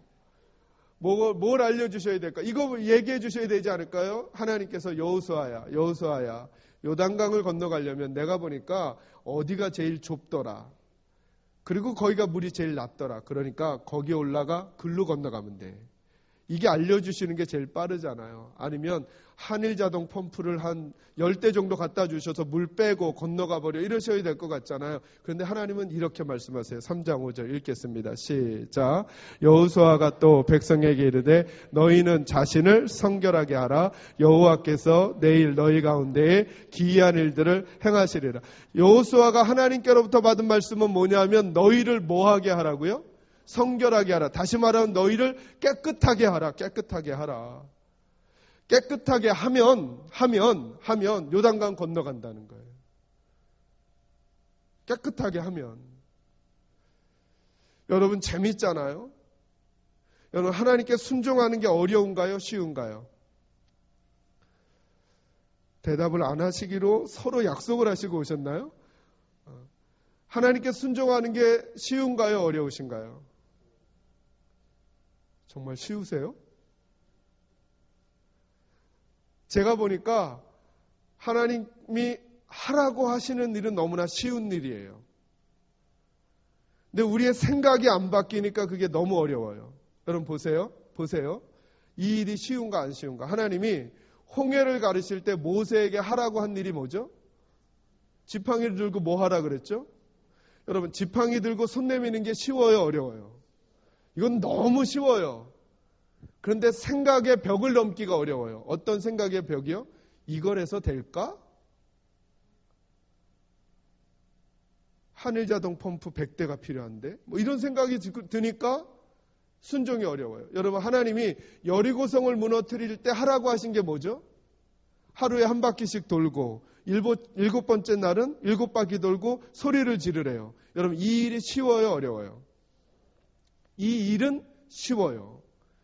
그런데 생각의 벽을 넘는 게 어려워요. 어떤 생각이요? 이래서 될까? 이래서 될까? 아니 성이 어디가 제일 약한지 경비병들이 몇 시 사이에 경비병들이 졸고 있는지 그래서 거기를 허물어뜨리면 되는지 이런 식으로 좀 해야 되는 거 아니야? 근데 이걸 돌라고? 여러분 순종하라고 하시는 내용은 어려운 게 아니에요. 뭐가 어렵냐 하면 그 생각을 넘어서는 게 어려워요. 하나님께서 요단강을 건너가게 할 때도 마찬가지예요, 여러분. 하라고 하신 건 어려운 일이 아니에요. 그죠? 성결하게 하고 요단강을 건너갈 때 뭐라고 말씀하셨느냐 하면 요단강에 언약궤를 맨 제사장들이 그냥 들어가래요. 여러분, 그냥 걸어가는 건 어려워요? 쉬워요? 쉬워요. 근데 생각의 벽을 넘는 게 어려워요. 그래서 될까? 내가 기존에 가지고 있던 생각을 빼내지 않으니까 하나님의 생각이 정작 어려운 게 아니에요. 어려운 게.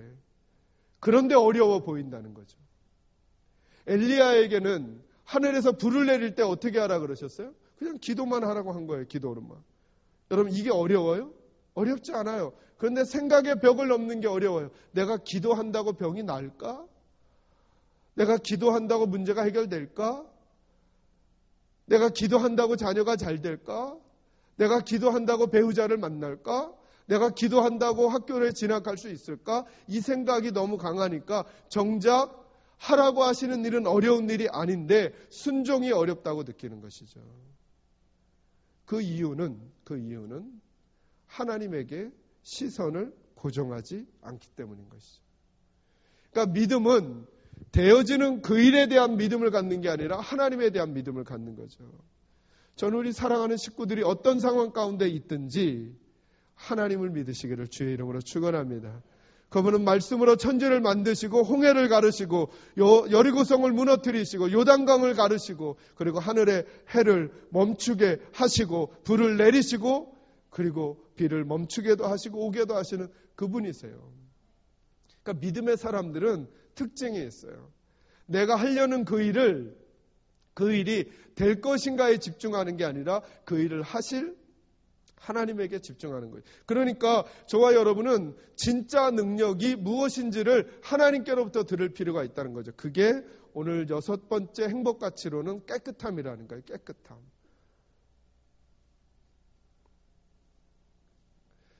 이건 역시 우리의 생각과는 다른 하나님의 말씀이 아닌가 싶습니다.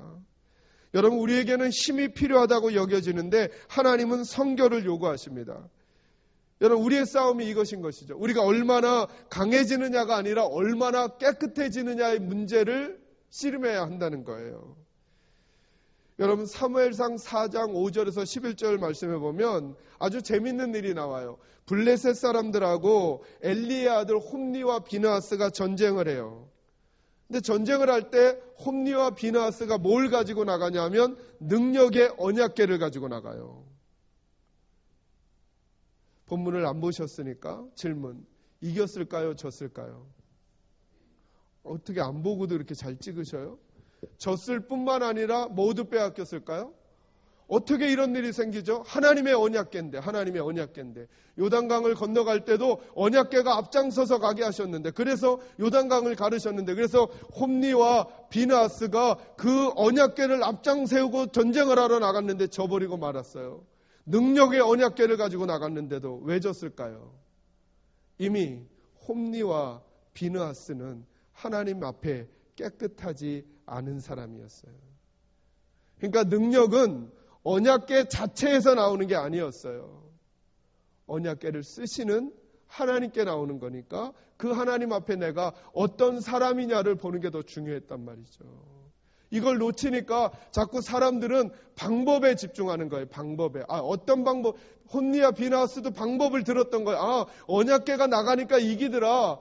내가 누구냐는 생각해보지도 않고 그 방법만 가져온 거예요. 그래서 여러분, 놀라운 신비가 뭐죠?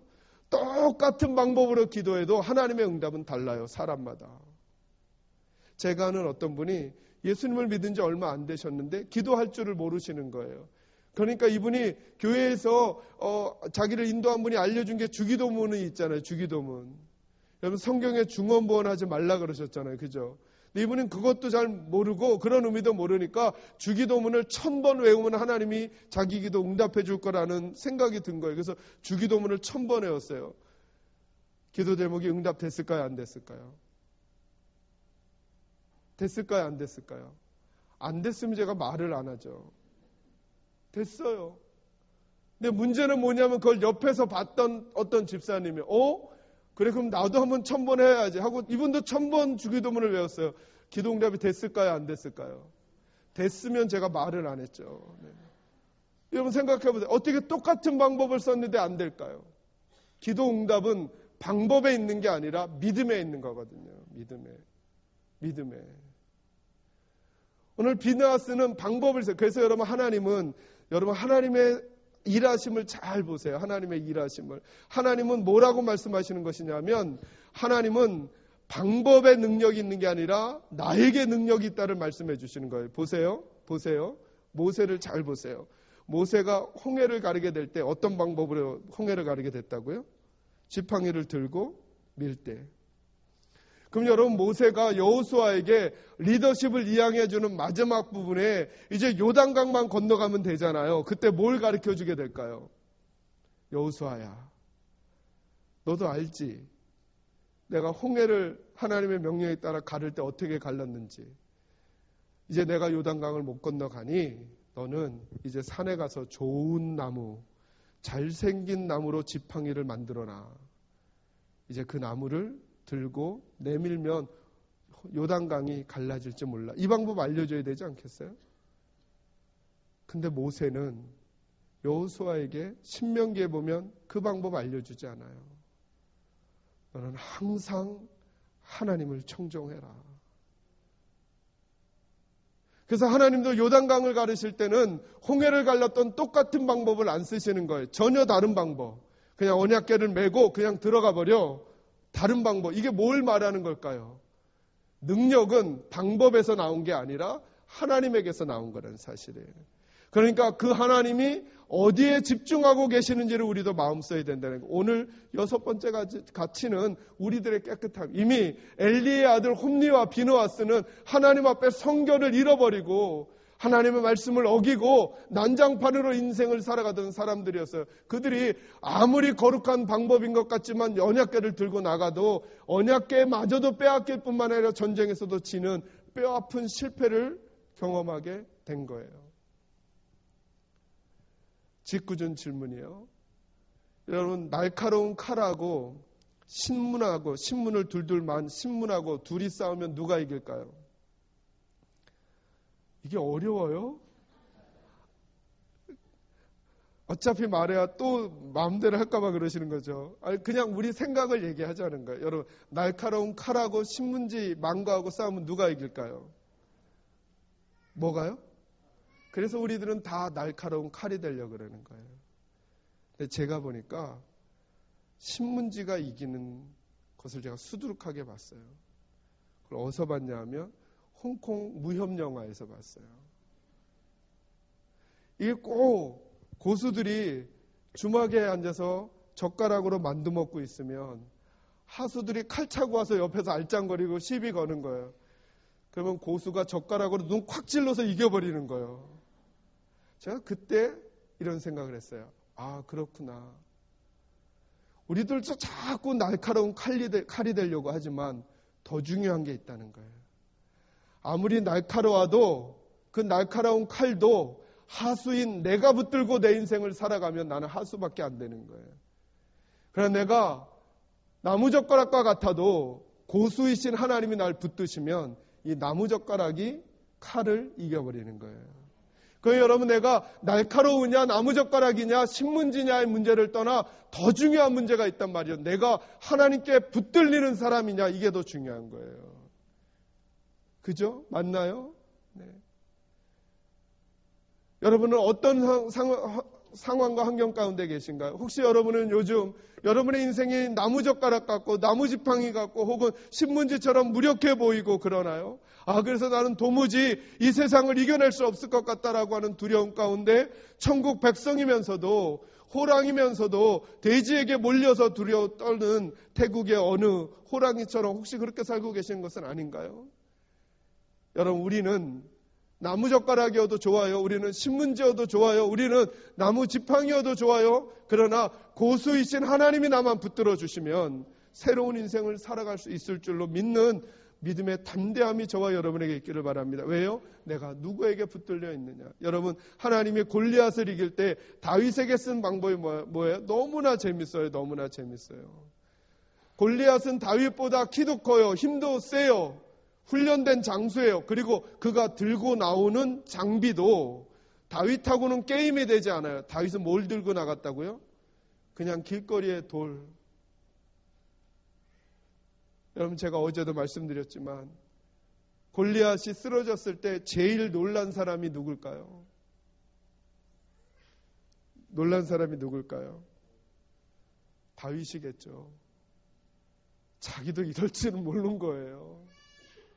이거 던졌는데 여러분, 어떻게 여길 맞아서 그 골리앗이 쓰러지는 거예요.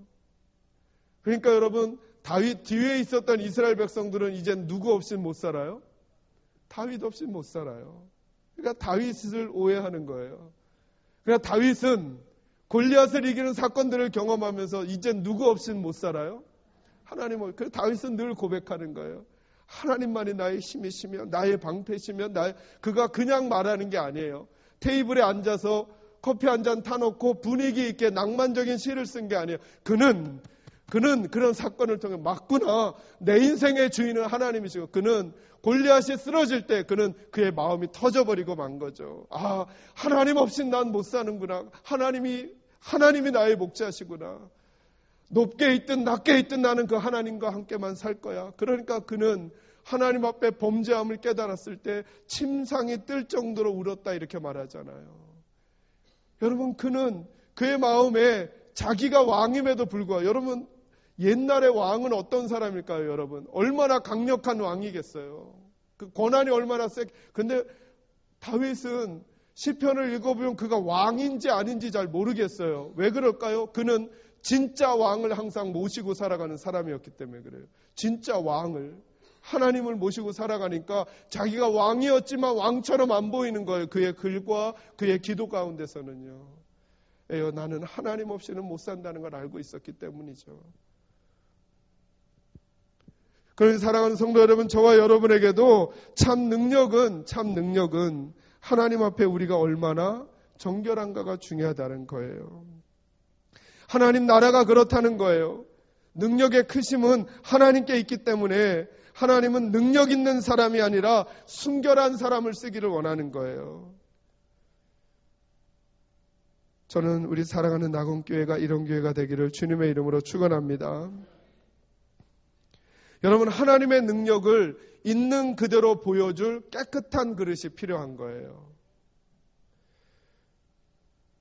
여러분, 전적으로 하나님 앞에 무릎을 꿇을 줄 아는 사람, 성경을 많이 알아도 외적인 경건의 모습이 강력하여도 깨끗하지 않으면 그 사람의 영향력은, 사람의 영향력은 나갈 수 있을지 모르지만 그를 통해 하나님의 영향력은 나갈 수가 없는 것이죠.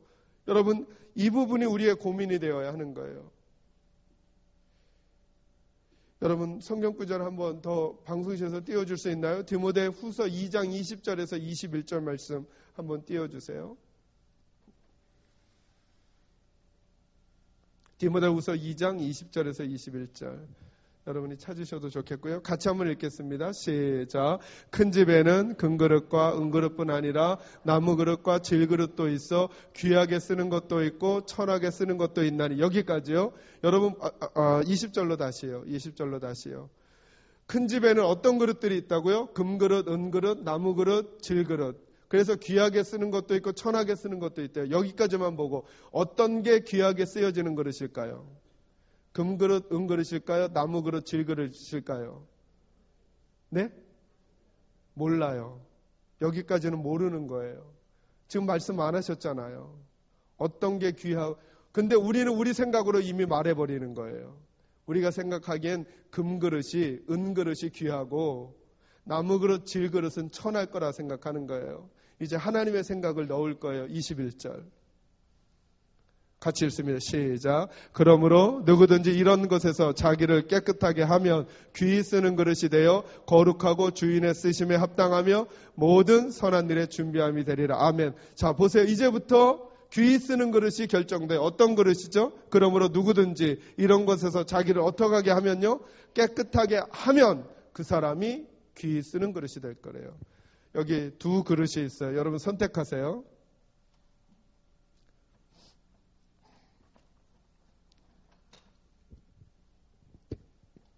두 그릇이 있는데 이 그릇은 금그릇이에요. 이 그릇은 질그릇이에요.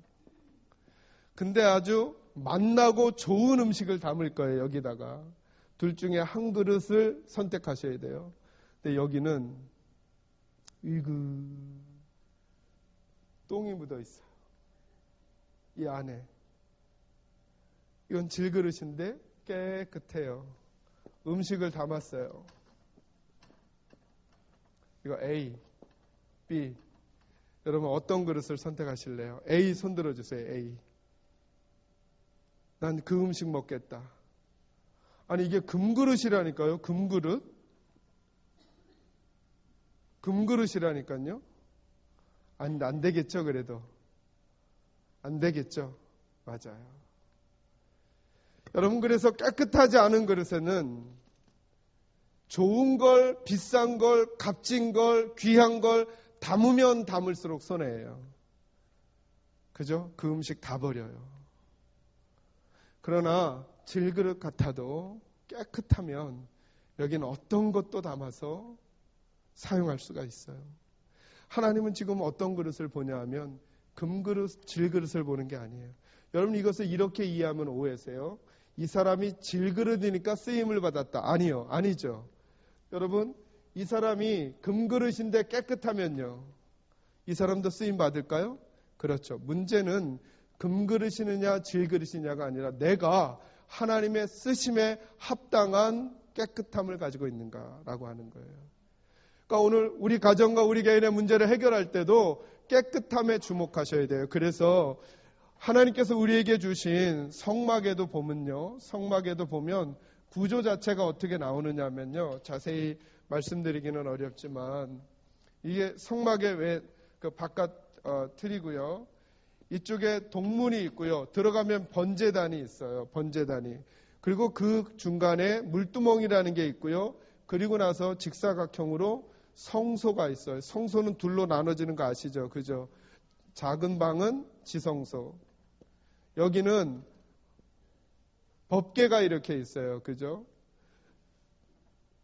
번제단을 지나 물두멍을 지나 들어가면 정면에는 분향단이 있어요. 우측에는 떡상이 있어요. 떡상이. 그리고 이 위에는 금초대가, 이 왼쪽에는 금초대가 있어요.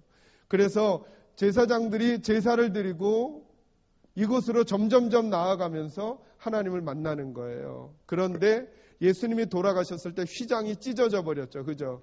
지성소는 누구밖에 못 들어가냐 하면 대제사장만 1년에 한 번 들어가요.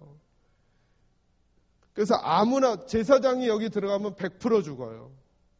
대제사장도 죄를 사함받지 않고 들어가면 100% 죽어요. 그래서 제사장의 옷 끝에다 방울을 달아놔요. 그리고 그를 실로 묶어요. 왜 실로 묶을까요? 죽으면 어떻게 되죠?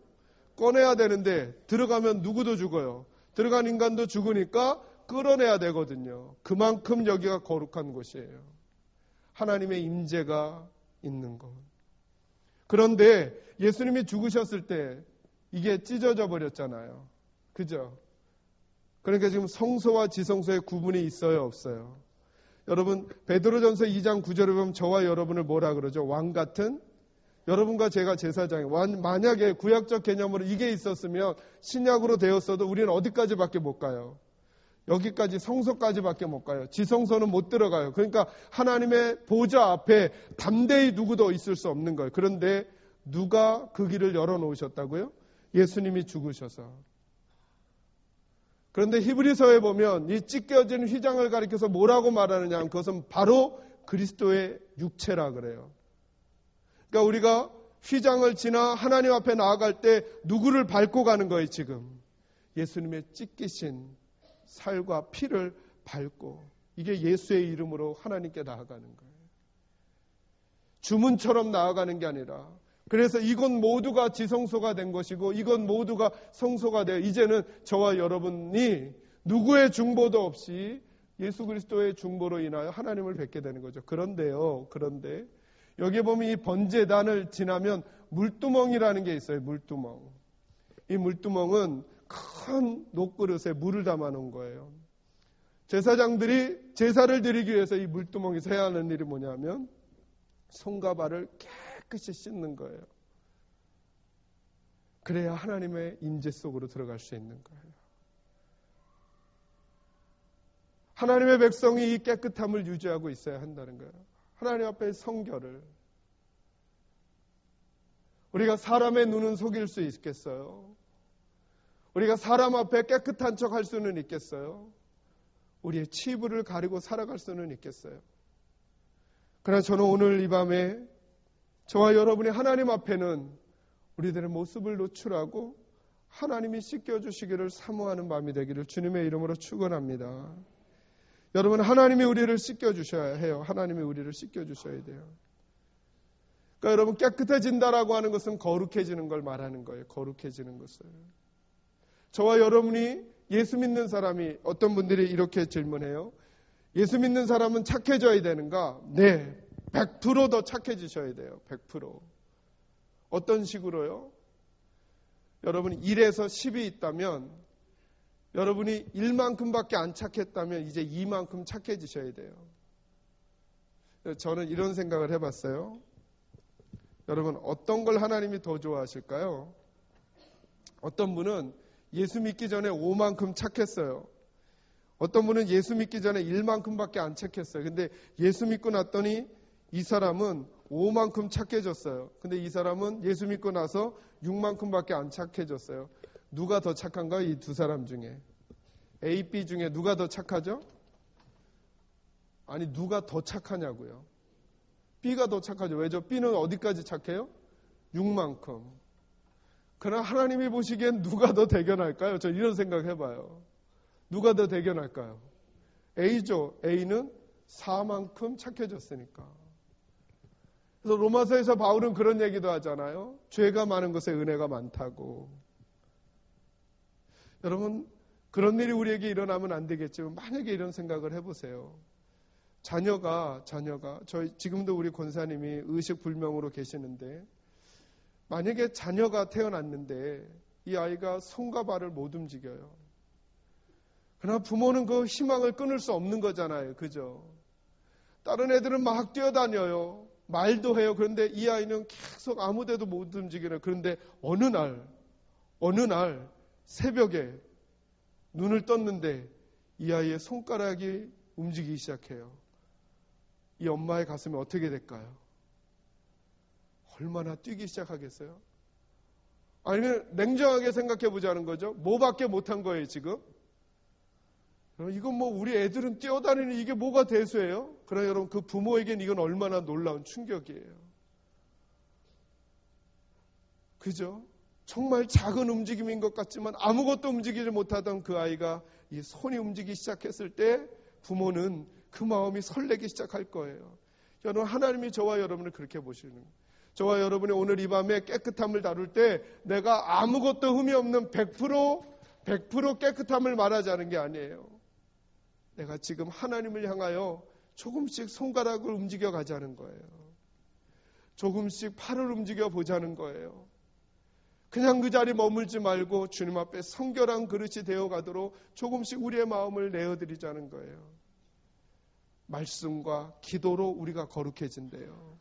저는 오늘 이 밤에 다시 우리가 하나님 앞에 기도하면서 내가 뭐가 강한가 뭐가 센가의 문제를 떠나 내가 하나님 앞에 성결한 영혼인가, 지금 내가 이 물두멍에 내 손과 발을 예수의 보혈에 내 영혼을 씻어야 하는 것은 아닌가 돌이켜보시고 하나님 앞에 노출하셔야 되는 죄악들이, 반복되는 습관들이 있다면 그것들을 하나님 앞에 내려놓을 수 있는 정결한 주의 백성들이 되시기를 주님의 이름으로 축원합니다.